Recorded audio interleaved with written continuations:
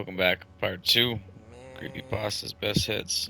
I see how early this strange, unsynced mirror started. But instead of a man at a desk, it was something else entirely. It was now a woman in a shopping aisle. She was deciding between two similar brands of cereal and trying to figure out which one she wanted. It seemed the decision between strawberry or chocolate was a hard one, because she was at this for a while. But while she was engrossed in her thoughts, something in the background started to move. A colourful box of cereal slightly further up the aisle started to shift slightly. It moved so slowly that she took no notice. However, I could see it in full, just slowly inching out little by little. Eventually, it was almost all the way out, teetering on the middle of its own weight before it toppled over and fell. She immediately turned at the noise of it hitting the ground, staring at it for a few moments. Once she realized it was just a box that fell, she went back, picked up the strawberry option, put it in a basket, and walked away. At this, the scene ended, and the tape went back to black and started rewinding. This established the pattern of my new obsession. For a start, this scene wasn't nearly as long as the first one, yet it still hit the end of the tape. More importantly, it was completely different to what was on the tape before. I hit play once more. Once again, it was a different scene entirely. I don't know how it worked, but I knew I had something strange in my possession. So, I took to seeing what else would happen if I kept watching the tape over and over.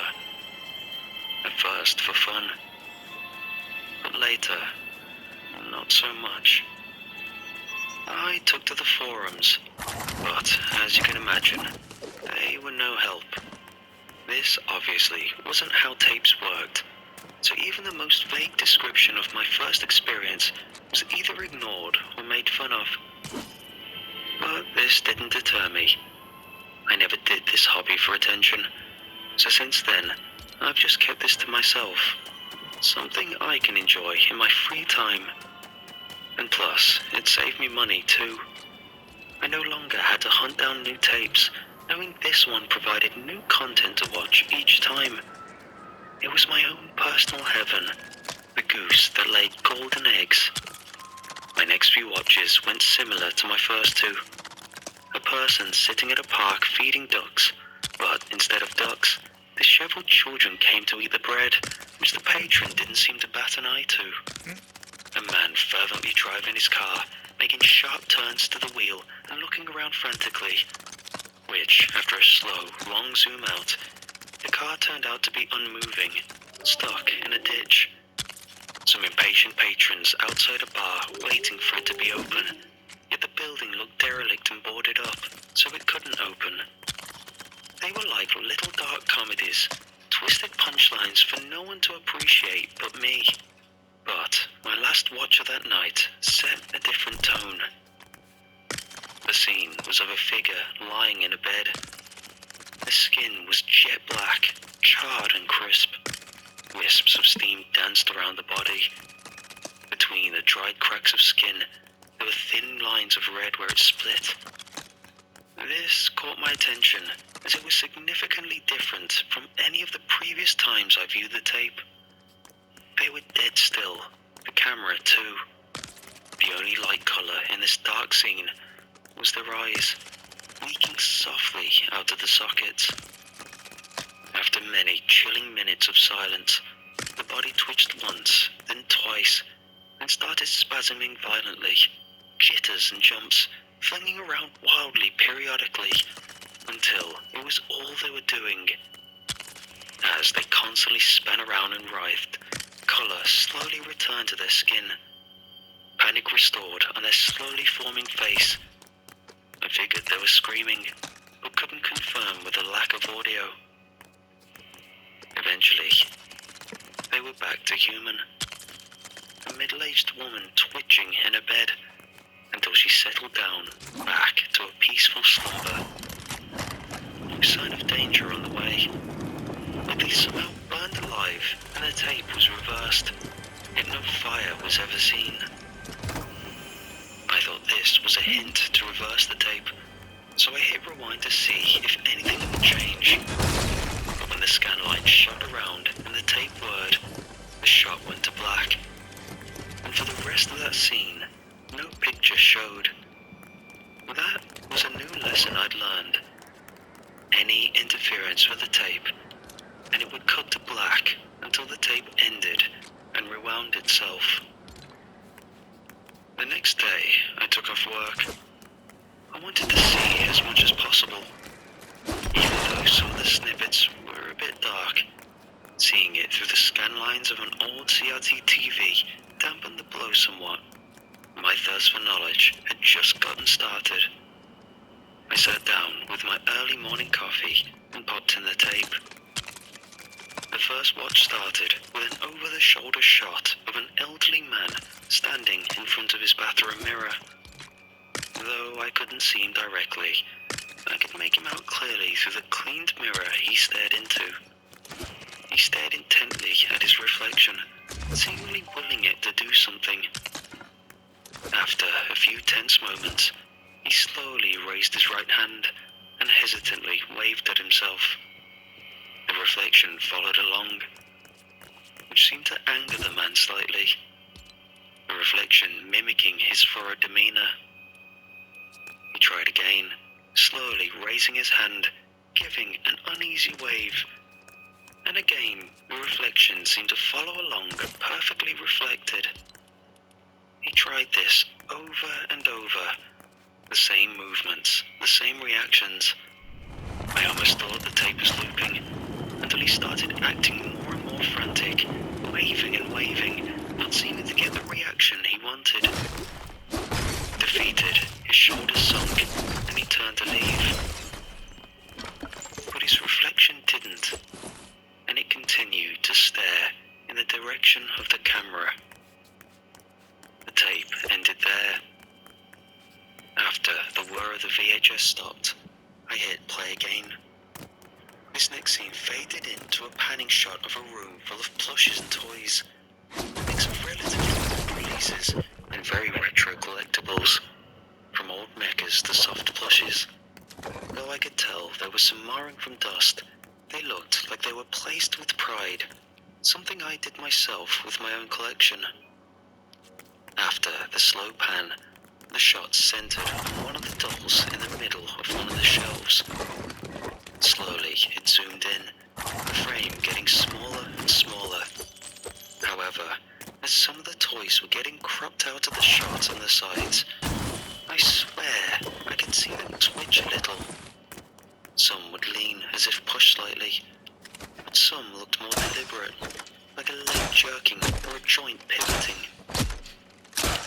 Eventually, the camera was so zoomed in that only a few toys remained, and when enlarged on screen, I could see it more clearly.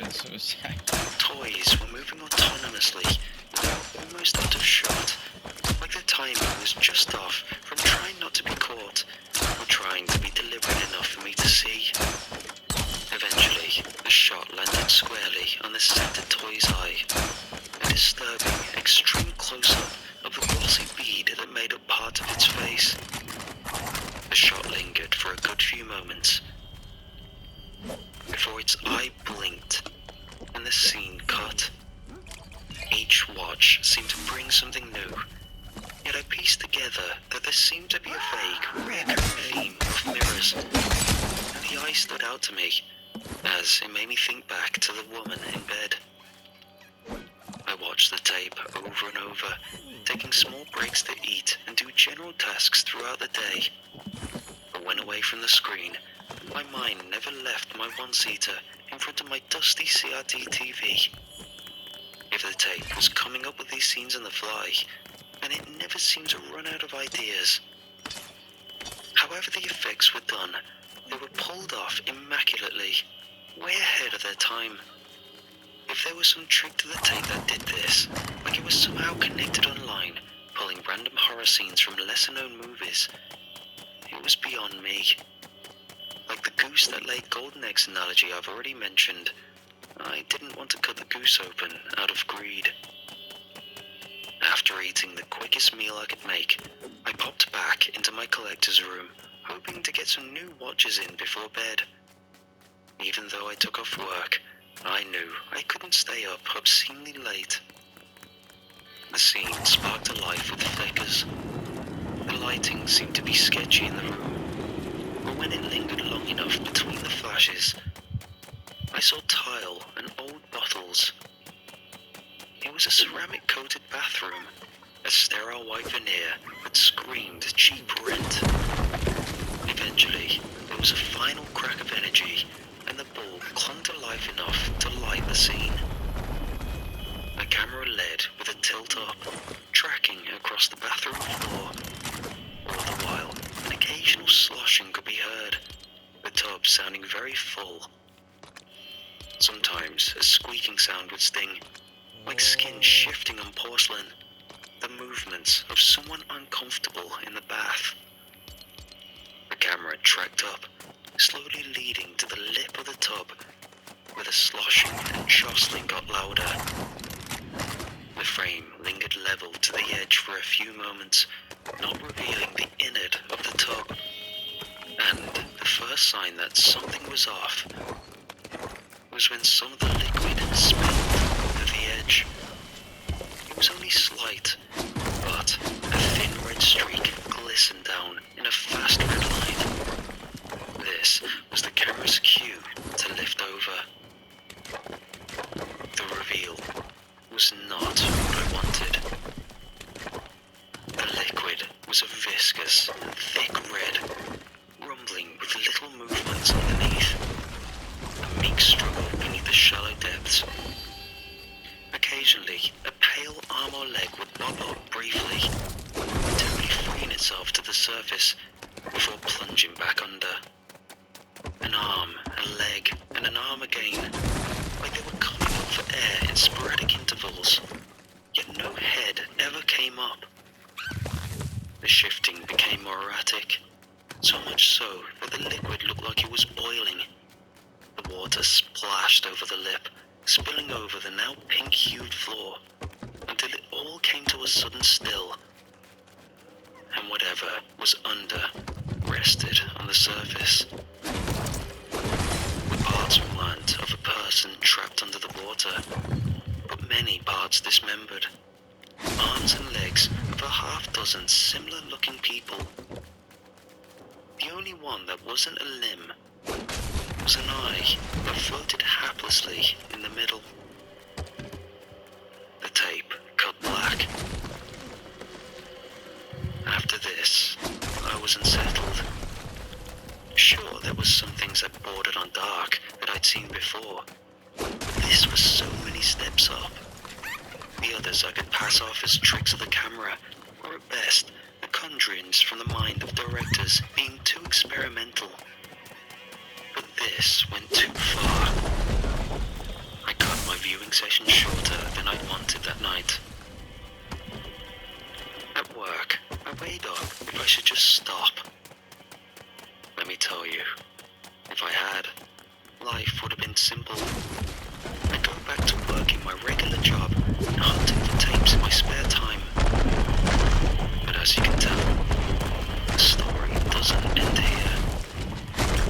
See, this hobby had me addicted. The thrill of finding some rare or unique footage was exhilarating. I'm sure you can liken it to the biggest rush in whatever hobby you're into. Make your own simile for how it feels. So to get that on demand, rather than waiting days for a listing to show up, fighting over others like me in a bidding war, and then waiting the sometimes weeks for it to get here, because sellers cheap out so much on shipping, and that also causes some tapes to be wrecked by the time they arrive, not to mention package thieves. It was easy for me to cope that last episode was a one-off, something that could just randomly happen in the footage it seemed to hold. So, maybe I could keep going? what were the odds of something like that happening again? I decided to challenge those odds.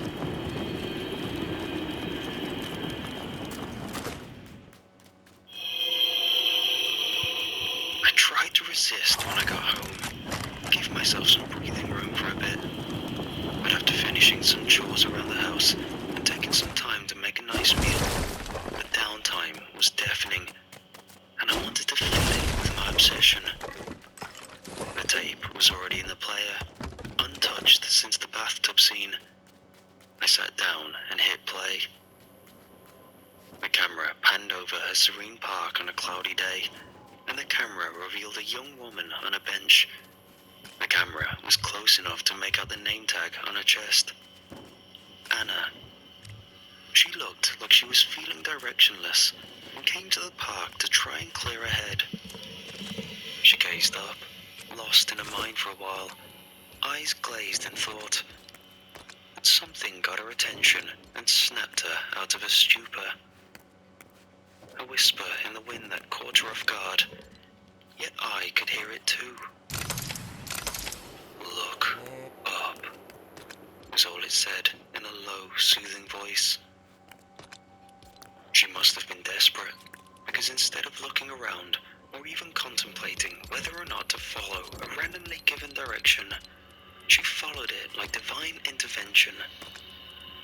Anna stared at the dull sky, scanning around for something, though not knowing what.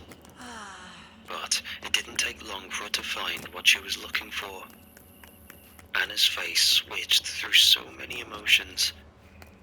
Whatever had her attention must have been otherworldly, because I can't think of anything that could appear in an open sky that would garner that kind of reaction. Maybe the clouds sending a message, or a vision of some sort. I would never know, because the shot only stayed on her. Her face settled on beheld. Something in the sky had her smitten in a divine way.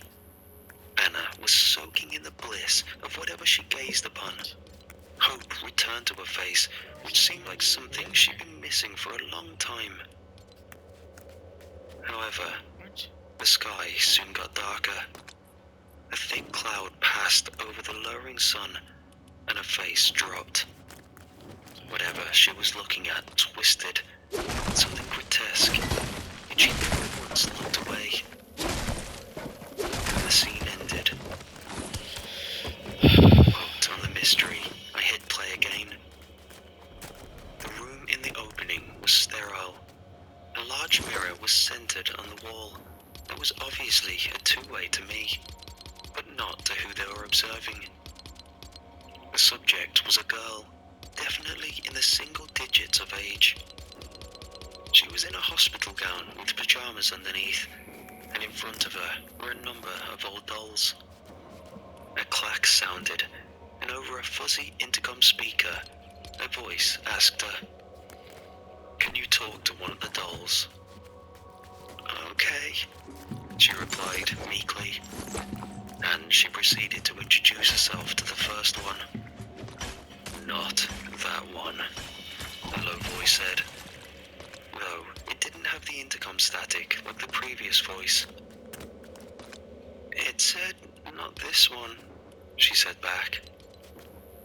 The interviewer must have been confused by this, as there was a pause of contemplation before he reformed a new question. "Which doll is speaking, honey?" It seemed that the girl could hear the voice, as could I, but the man observing, and possibly others behind the screen, could not.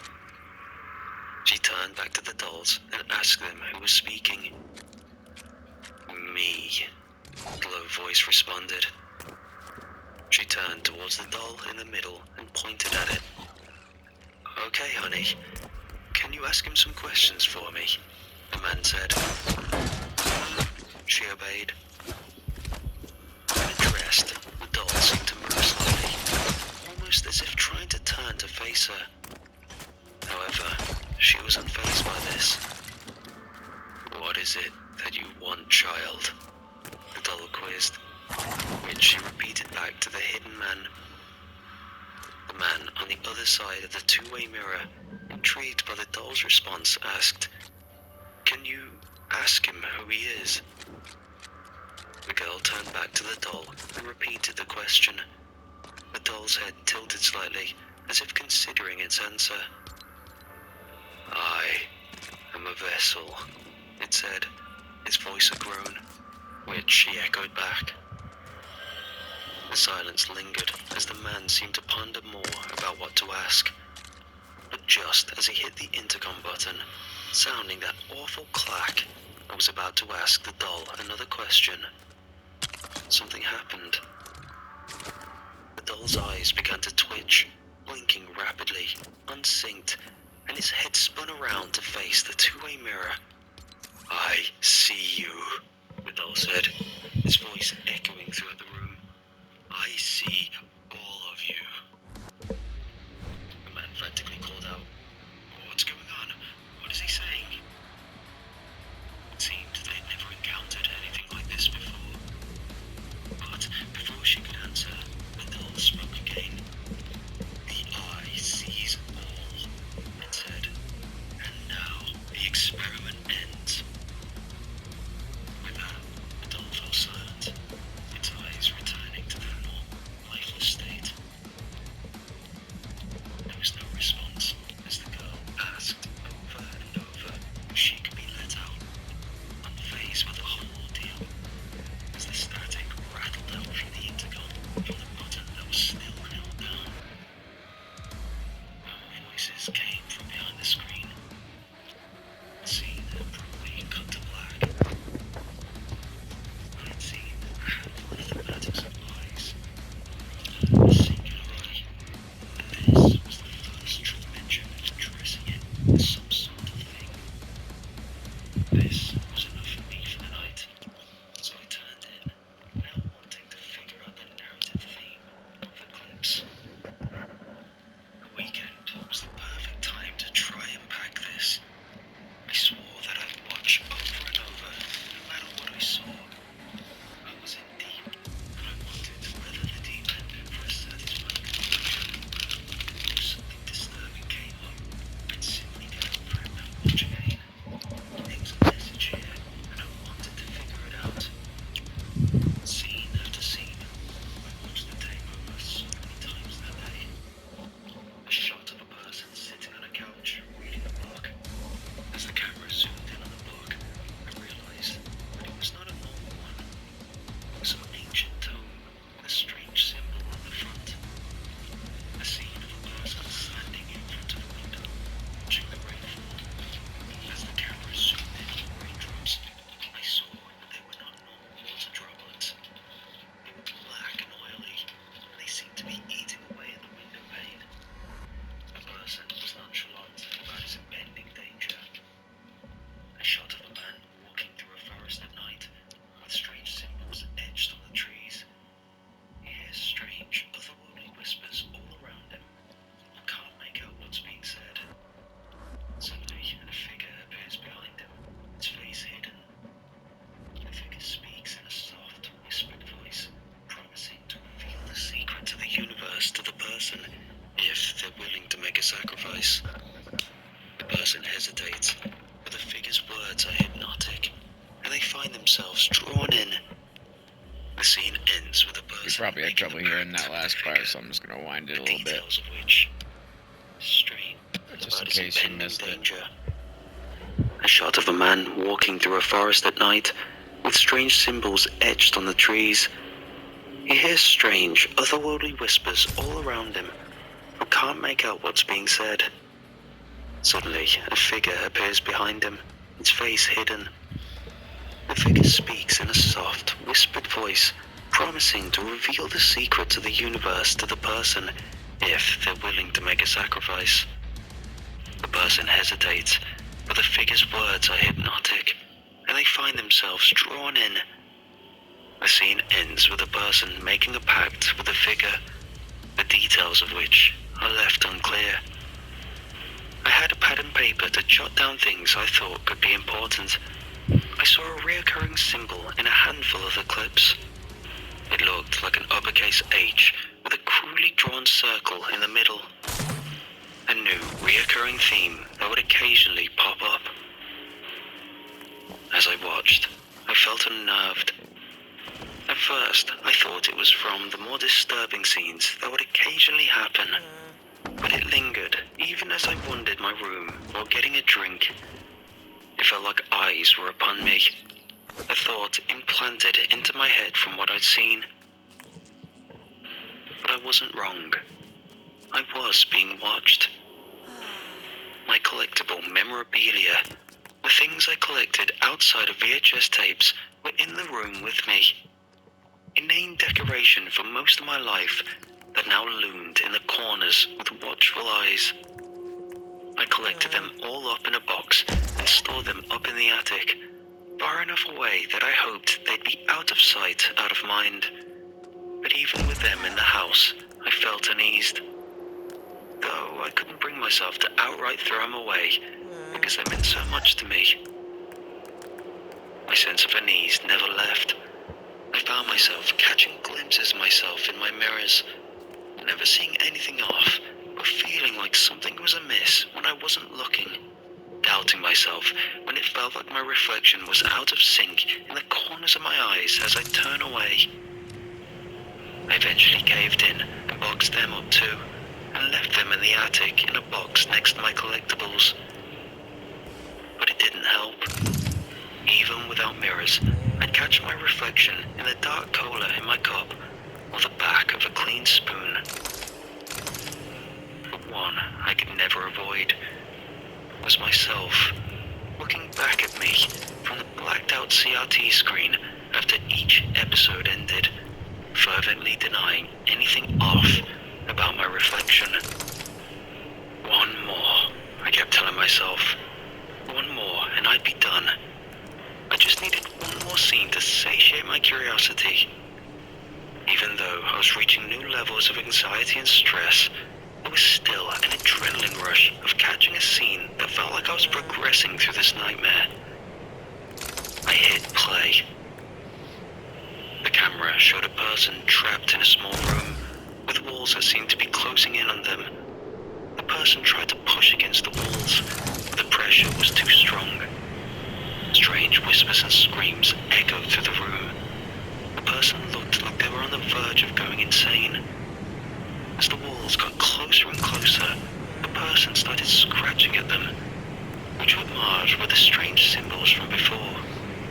They looked like they were carved with a sharp blade, and they seemed to be pulsing with an otherworldly energy. Suddenly, I heard a clear, sinister voice above the whispers. "You can never leave," the voice said. "You're trapped here forever." The scene ended with the person realizing that there was no escape. Though I wondered if there was a hint of irony that the message could be about me. This wasn't what I wanted, so I hit play again. Next was the shot of a person entering a derelict house. The camera followed them as they explored the many rooms of this place. The air was thick with dust and cobwebs, and the only sound was the person's footsteps on the creaking floorboards. As he went deeper into the house, he stumbled upon a room filled with old dolls. The dolls seemed to be looking at the person with accusing eyes, and unease washed over the man's face. Suddenly, the dolls started to move on their own, the joints creaking as they turned their heads to look at the person. They seemed to be controlled by an unseen force, and the person realized too late that they were in danger. The scene ends with the person trying to flee the house, but the dolls seem to be blocking their escape, and the scene fades to black. The reoccurring themes of curiosity and danger was lost to me as I searched for what I could deem my last watch. All I could do was ignore my unmatched reflection on the black screen and keep hitting play. One more time, I repeated again. This will be the last one. A lie I tried to reaffirm myself with. The tape popped to life once more. But instead of a shot that could start a new narrative, just lingered on an extremely uncomfortable zoom of an eye. The shot so grainy from the zoom and lighting that I couldn't make out the color of the eye nor the shade of skin. It just stared. The only indication that it wasn't frozen was the occasional twitch of the eyelid, though it never blinked once. I could swear I saw something that could be a clue in the black of the pupil, a swirling movement that caught my attention, but it was too small on the screen for me to see from where I sat. So I stood up to get a closer look, and as soon as I did, it moved. The eye tilted slightly upwards and stayed in that new position. I didn't dare move in case I missed something, but it now lingered at this new angle in the same motions as before. So I slowly edged around my coffee table to get that closer look I wanted, trying to not let my eyes leave the screen for even a moment. And as I did, it moved once more. A slow bank to the right, exactly where I was moving. It watched me. I don't know how, nor did I want to entertain that idea, but it was tracking me like an animal tracks its prey. I froze at the realization, only to confirm my fears. It stopped too. I slowed my breathing, not knowing what to do, frozen like a deer in headlights. Though, at least a deer would sooner or later know what kind of danger it was in. I was completely in the dark. Eventually, an intrusive thought came to me, that if it really was watching me, that it was something I needed to stop as soon as possible. So I dove down to my coffee table and hit all the buttons on my remote, the eye snapping in the direction I moved as I did so. The screen got black at the moment of interference, as it had before, and played out with a black screen until the end. I racked my brain trying to think of my next move as the machine clicked and started to rewind. The scene was not long enough to give me pause for thought, as it hit the start of the tape much too quickly and played automatically. The shot didn't give me the reprise of fading in. It cut instantly to a shot of my room, framed directly from the point of view from my TV. The brightness of the shot lighting me up enough to be visible in the screen, which seemed like a cinematic paradox I didn't even want to try to unpack. The fluorescent of the screen flickered with life, enough for me to see myself, frozen at the side of the coffee table, remote still in hand, and I was once again frozen in thought. All the while, none of the buttons were working to stop this nightmare I was now in. A new time limit was added as I stared at the screen. With the angle of the shot, plus the right amount of illumination, a glass pane on one of my units I used to display some of my more prized collectibles just caught my reflection in it. Something I didn't think the consequences of, until my reflection started moving, without my accompanied action. It slowly turned, fighting some unseen force and tried to pull it back to how it should be. All the while, the movement caught my attention from my coffee table. My car keys had a keychain of a small rubber duck fashioned into a facsimile of a superhero. I heard the laboured plastic bend as its head tried to lean up to look at me. It seemed whatever moved the toys from the scene was constrained to logical humanoid shapes. Looking back at the screen, against all odds, my reflected self managed to turn enough to face me through the screen and was trying to raise its hand like someone reaching towards a window pane, an idea that scared me into a fight response. I ran over to the TV and kicked it over with as much force as I could, something I felt needed as old CRTs have some hefty weight to them. It was enough to send it reeling back, and I used this opportunity like I'd somehow stunned the person by kicking their head and grabbed the VCR player from under the unit and ripped it out of its nest of wires. I ran all the way to the front door and, much to the behest of my confused neighbors, threw it out as hard as I could and slammed the door shut. Lock slammed into place. I caught my breath, trying to suck back in my sanity with each gasp, hoping that I wouldn't suffer any of the fates of the many whom I'd witnessed over the many times I'd watched the tape.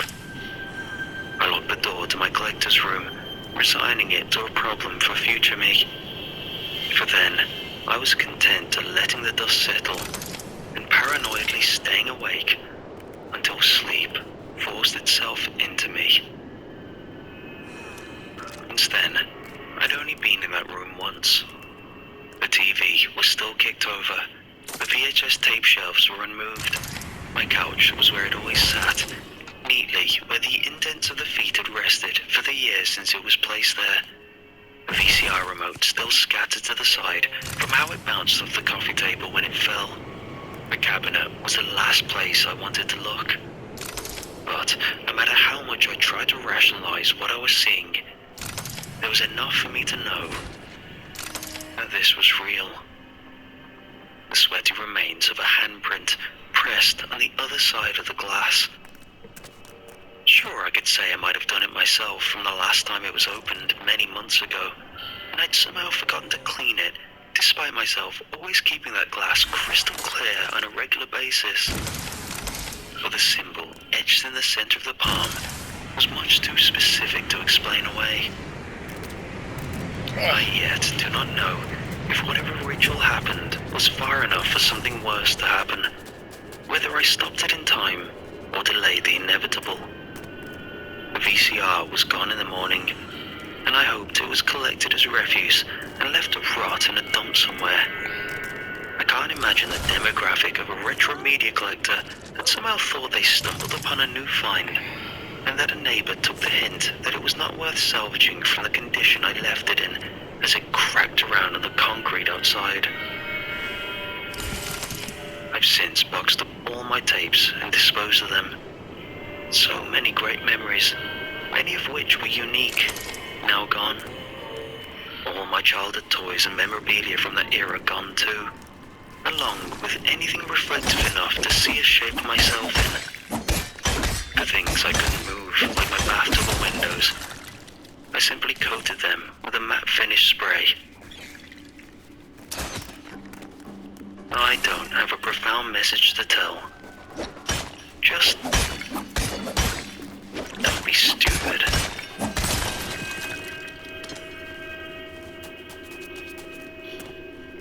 Awesome, sorry. It'd be wrong to say I don't like kids. It's adults I have more of a problem with. In my last school, when I called one of the 10-year-old boys in my class a little asshole, he wasn't the problem. His parents are the ones who insisted I get fired. But that boy didn't mind me swearing at him, because he knew damn well he'd keyed my car, even if I had no proof. He just thought it was funny. No different to the sort of interaction he'd have with an older sibling. On that note, I wouldn't say I like children either. Kids are little adults. They're more truthful, but only because the stakes are lower. People with jobs and mortgages tell great big tremendous lies. Kids don't have the weight of the world on their shoulders, so why lie about mistresses and promotions, and why you've been crushing up antibiotics into your wife's morning smoothie? Instead, they just lie about where their homework is. The kids I teach are right on the cusp of it. Some of the boys might get caught giggling at the back or showing each other naughty little videos they don't understand but can't look away from. But then they go out and chase each other around, do cartwheels, play tag, hide and seek, cry if they take a particularly bad knock. Kids are weird. Got one whose dad is in jail, and he talks about it like it means nothing. His old man tried to kick a woman to death in the parking lot of a bar and won't be out until the boy's a teenager. Kid don't care, doesn't get it. If anything, he thinks it's funny. But then last week, I confiscated his novelty pencil that was the size of a cucumber, and he screamed so hard he threw up all over the speckled tile that had been glued to the floor since '96. 10 is a weird age. Old enough to feel the vaguest hint of life's problems just beneath the surface like lumps in a pillow. To question why Mommy downs 3 bottles of wine on a Tuesday, or why Daddy changes his shirt and hides it in the garage before coming in from work. But too young to know what's really under the surface. These kids can feel something is wrong with the world. They just don't know what. Not yet, anyway. They have my sympathy. 26 years of teaching has eroded most of everything else. I'm not particularly invested in whether these little turds become scientists or janitors, nor am I particularly interested in helping them process their emotional luggage. If any of you want me to undo the damage you've done to your own kids, then you can start by paying me a hell of a lot more.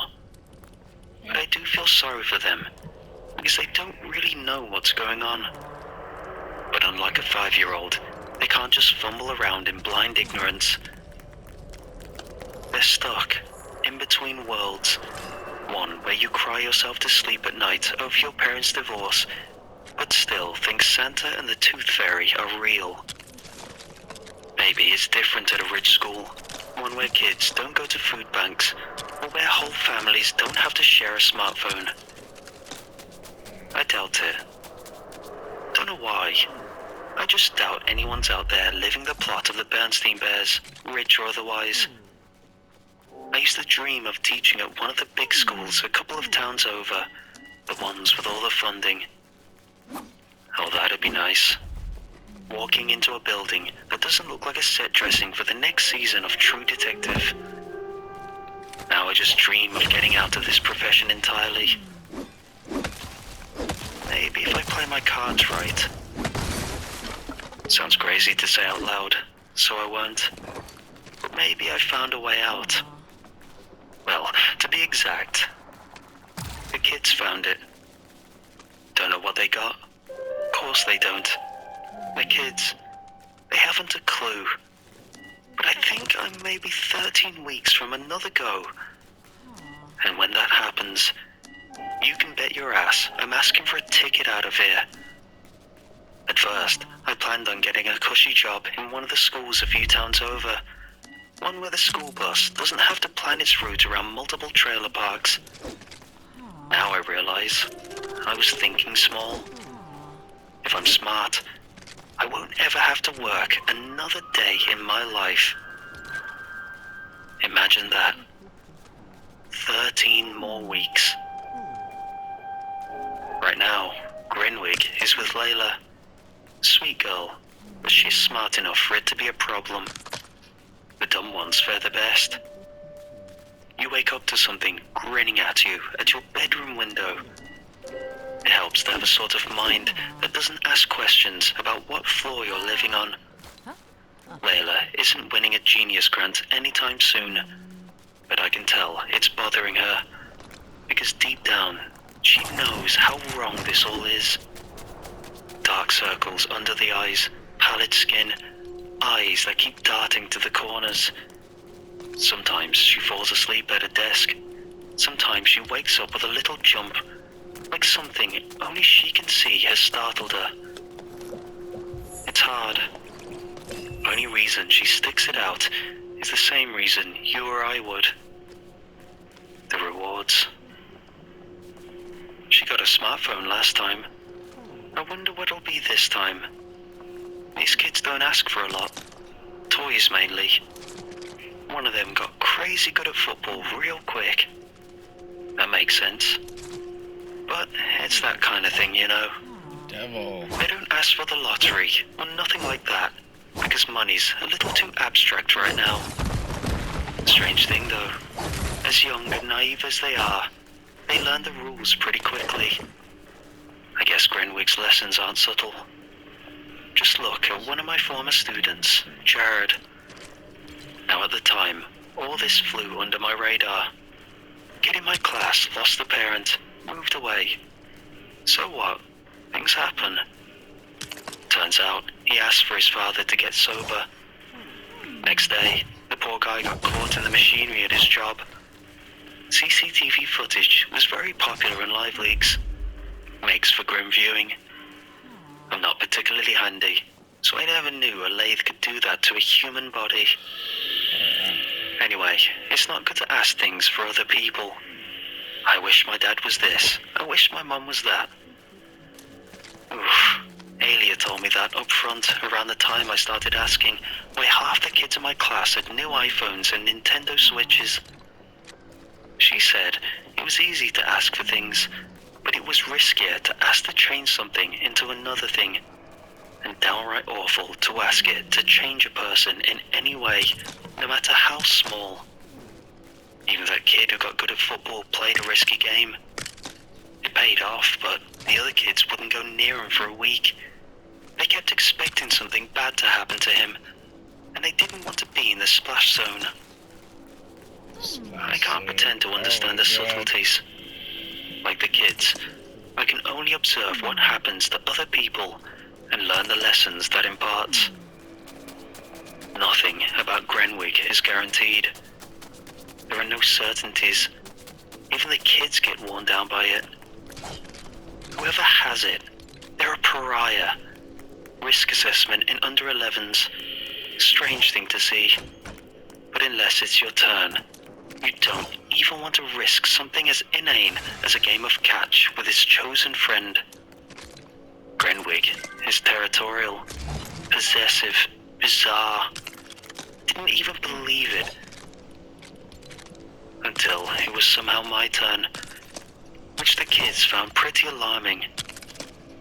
Grenwick doesn't like adults. I thought it was a ghost at first. Lights coming on and off. Footsteps in the corridor outside my apartment.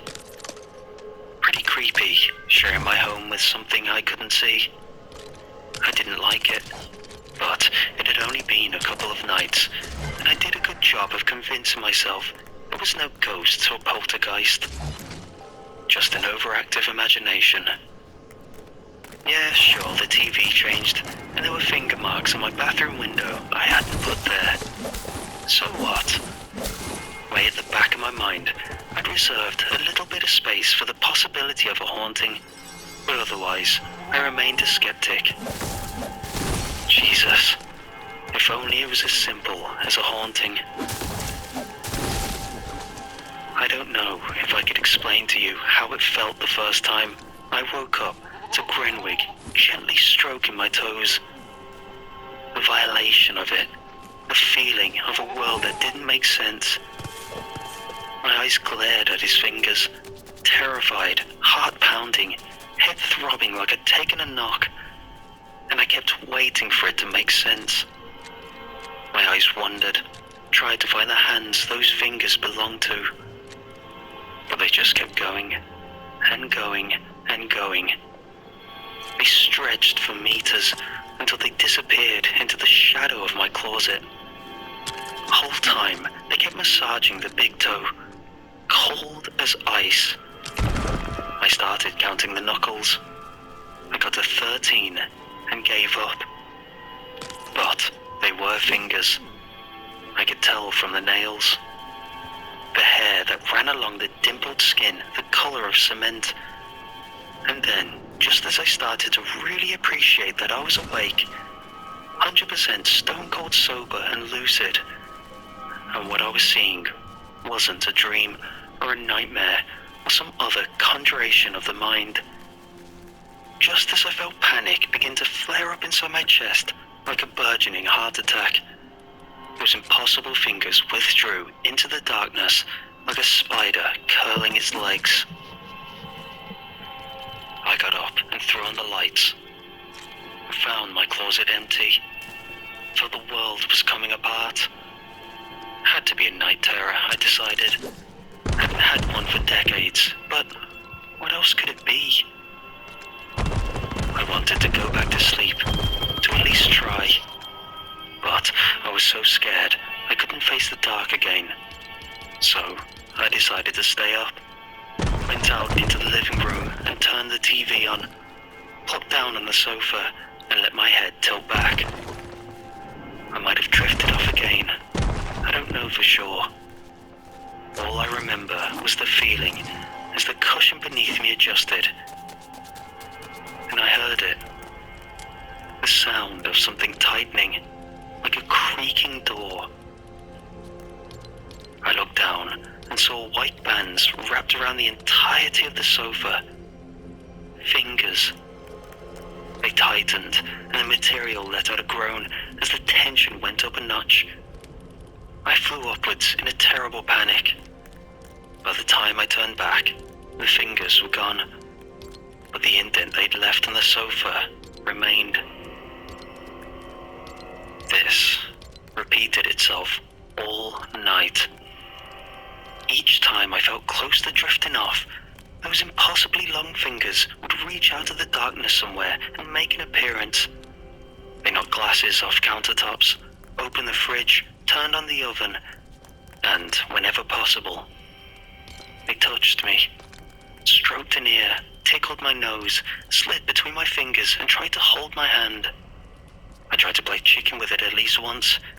I stayed stock still as a greasy finger plucked at my lips and tried to find its way into my mouth. But before it met any success, I flipped out and ran shrieking into the corridor outside my apartment. Panting in the hallway, I told myself I'd never step foot in that apartment. There was something about the way all my neighbors came to their doors one by one and just stared at me in my underwear and sweat-stained vest. I felt like a damn idiot before I knew it. I was offering muddled apologies while slinking through my front door. By the time I got to school the next day, I felt like I was teetering on the edge of a breakdown. I genuinely suspected my day was going to end with me being carted off in a straitjacket. Last people I expected to find any understanding from were my students. But when I came in looking like a sleep-deprived drunk, they all stared at me in silence. And this wasn't the slack-jawed idiocy I'm sometimes used to with these kids. Like that time I told them I used to have a wife. This was something else. Took me a second to decipher it. Not the sort of expression I'm used to from that age group. With half of them being miniature psychopaths. It was sympathy. They felt sorry for me. But when I took a step forward, every single one of them scooted their chairs backwards. Just like that, it clicked. I spent the last year watching them take turns ostracizing one another, and I'd just written it off as just a peculiar product of childhood social dynamics. It felt cruel, and I tried over and over to mitigate it. To sit with the excluded kids and talk with them, try to figure it all out. But it was an enigma, all of it. If it wasn't for the fact that this messed up system seemed to operate on a kind of rota, I would have been forced to intervene. But as it was, the kid who was targeted would always be back with the crowd a week later, and they'd be the ones excluding someone else. But now all of that made sense. The way they were looking at me. Pity, recognition. They knew what I'd spent the night going through, and for the last year, they'd gone through it themselves, one by one. "You should play with Grinwig, sir," one of the quieter girls piped up, looking wide-eyed, like a hostage at gunpoint, and all the other kids nodded. "Yeah, he wants to play. You need to play with him. He gets real impatient." A chorus of whispered ahas. "Grenwig?" I muttered. One word. Is that what it's called, I wondered? And all the other kids nodded, but they could read my mind. There are no records of Grenwig anywhere, by the way.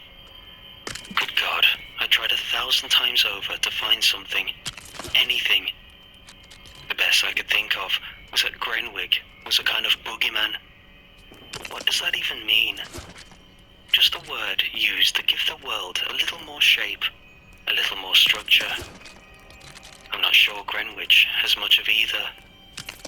The games he plays are like what a toddler or a young dog would be interested in. Basic stuff, no rules. I move something, Grenwick moves it back. Hours lost tracing the spiral of my hair, or pulling at my cheeks and face to create strange new expressions, or flicking the lights on and off. During that time, I took to eating lunch in my car, largely because it was hard to be around people who couldn't see why a glass went flying at the wall, or why I had to keep stacking plates until they were so tall they toppled over. At least the kids gave me a heads up. Most important warning I ever got in my life. Every kid had their own observations, some more relatable than others. Most of them boiled down to the simple fact that for 7 days, you belonged to Grenwig. You were a toy, a source of endless amusement for something that had the sense of humor of a 3-year-old. Pretty much every kid agreed on one concrete thing though. Saying no to Grenwig was dangerous. Now, I can't say for sure, but I'm positive Grenwig gave the kids more leeway. He left them alone for lunch and dinner. Bedtime games were usually quieter.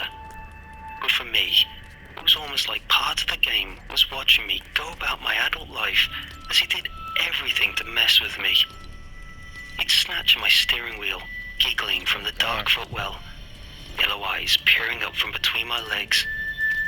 He'd grab my phone and throw it into the middle of traffic, or sit there tickling my neck and armpits as the principal demanded to know why my class's behavior was so erratic. He made it difficult, pushed me right up to breaking point. Eventually, I snapped. I slapped his hand away as he tried to mess with me during a traffic stop. Felt like screaming at him that he was this close to getting me shot. But of course, I couldn't. Just had to sit there as this cop looked over my license and mulled giving me a sobriety test. Couldn't blame him. I'd been swerving all over the road until I saw the flashing lights. Didn't help when, as he approached my pulled over car, he saw me slapping furiously at the steering wheel, hissing, "Stop it," over and over. He inevitably issued the test, which I passed. The cop gave me a long, narrow-eyed stare before telling me to go get some sleep. He must have figured I was just a stressed mental case instead of a drunk, and he was right. It was day 6, and I barely slept. Despite all the grave warnings from the kids about the dangers of telling Grenwig off, I drove off hoping that maybe he would just let this one go. I went to school and taught lessons as usual. But Grenwig made no appearances.